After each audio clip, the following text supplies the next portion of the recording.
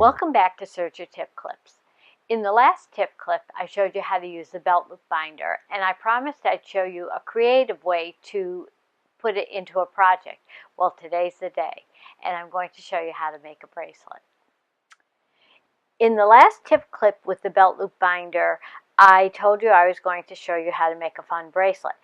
Well, here's the strip that I did that has the little piece of ribbon on the inside, but here are 3 strips, and this is the beginning of how I put it together.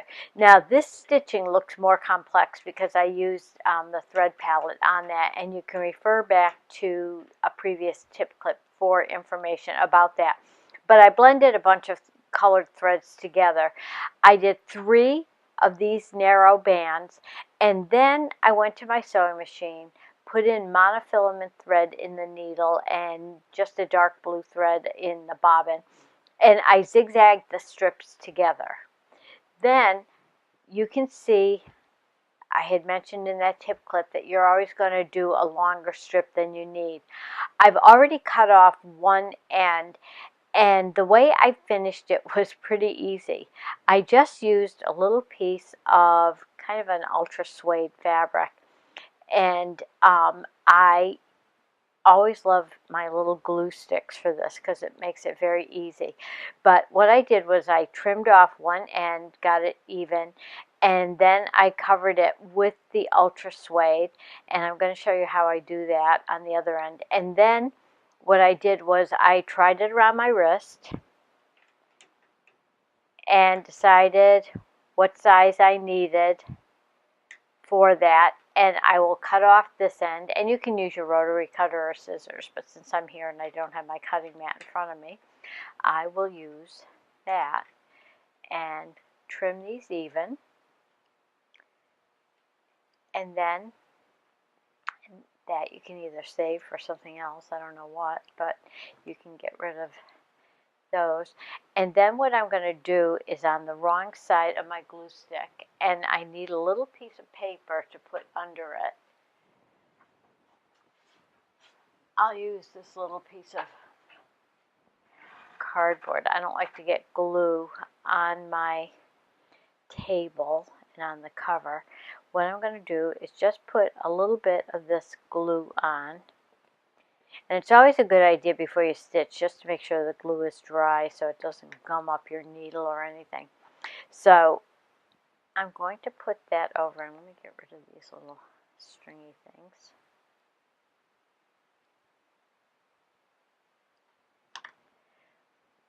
Put those over the end, and I just bring it in like probably a scant 1/4 of an inch. Glue that on, and the reason the glue stick is great is because it makes handling very, very easy. Now, this is just a little bit long to wrap around. I don't need that much of a wrap around on that. So let me trim off a little bit, and I angle it in, and you'll see why. Get this on. Angle it in a little bit. We'll get rid of these. And I will put, let me get it back on my paper just to make sure there's enough glue on here. You can see the little strings kind of stick to the glue stick, and that's fine. No big deal at all. And I think I actually might need a little more glue, but maybe not. Then I just wrap those edges in. Give it a little finger press to pull it in. Oops, I guess I might have cut that a little bit short, but that's okay. Get that.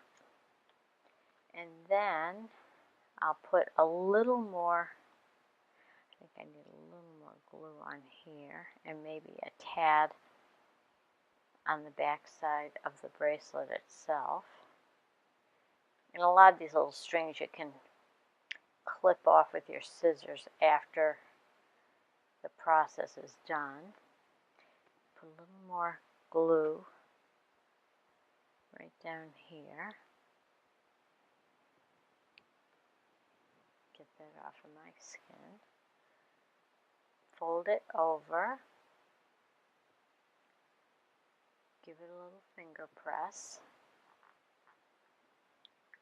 It's a little bit uneven. We can trim that off just a hair, but again, it's going to be on the inside. It'll never show when you're wearing it. Let that dry.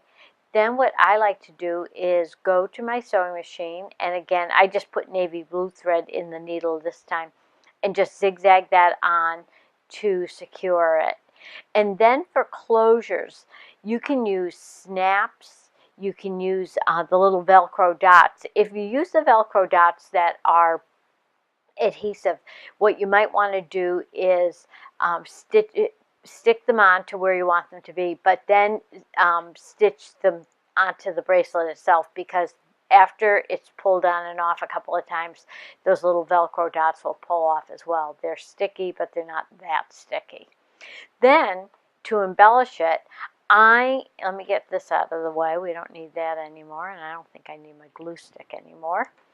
I am auditioning beads and buttons, and I'm trying to decide which ones I need. You'll need a beading needle if you've got tiny little beads, because you won't be able to get a regular sewing needle through that. You'll need a little bit of beading thread, or if you don't have the beading thread, you can certainly use your other thread as well. It's fine, but it might be a little bit thick to go through with the eye of a beading needle.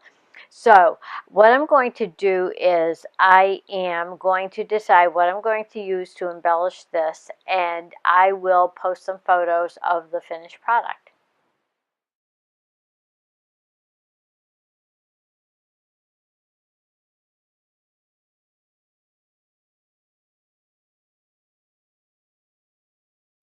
Thanks for joining me today. And if there's anything special you'd like to learn, please feel free to email me or reach out on Facebook. My email address is gail@gailpatrice.com or Gail Patrice Design on Facebook. Thanks for joining me, and hey, why not show your bracelets and share them with all of us? I'd love to see them, and so would everybody else. See you again soon.